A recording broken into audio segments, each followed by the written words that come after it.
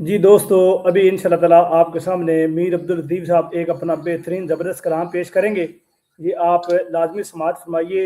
बहुत ही बेहतरीन और पुरमानी खेज़ ये कलाम है। इसको लाज़मी समाअत फरमाइए इंशाल्लाह ताला। बड़े ही आपको मसले इसमें आपको पता लग जाएंगे कि वो बातें जो तहकीक और तबलीग में आपको मिलती हैं वो इन चंद अशार में इंशाल्लाह ताला आपको जो है वो मिलेंगी। जी मीर साहब, अस्सलाम वालेकुम रहमतुल्लाह। जी, ये कलाम है जी मेरे वालिद साहब मीर अला बख्श तस्नीम, उनका ये कलाम है।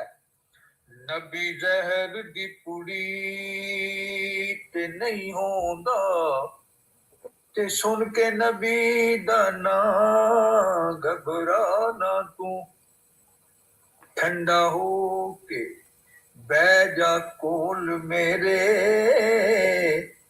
ते गल हक दी सुन ले जाना तू। ए ते कम कपटियां लुचियां दा, भले मान सानू सताना तू। जो कुछ आखा मैं जरा सोचो नू, ते पहलो सुरन तो शोर मचाना तू। अखा गहरियां नाल न तक मैनू, ओए अखा गहरियां नाल न तक मैनू,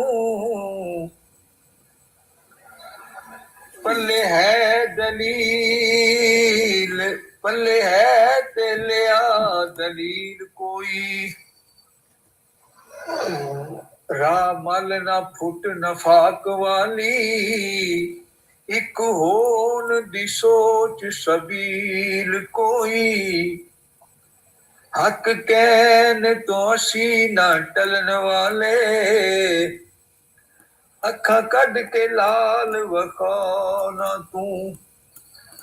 कोई गया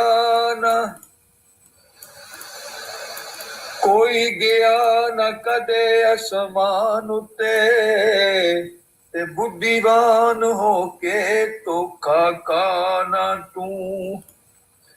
नबी पाक न गए असमान उते,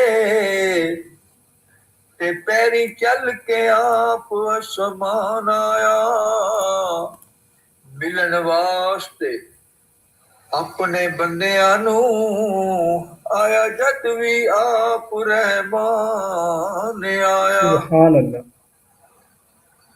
नबी पाक दा जो गुलाम, नबी पाक दा कोई गुलाम जेकर, नबी बने ते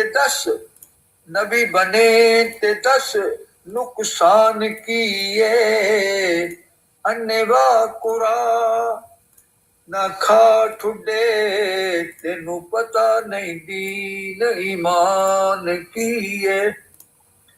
नबी जहर दी पुड़ी ते नहीं होंदा, सुन के नबी दा ना घबरा ना तू। ठंडा हो के बह जा कोल मेरे, ते गल हक दी सुन ले जाना तू।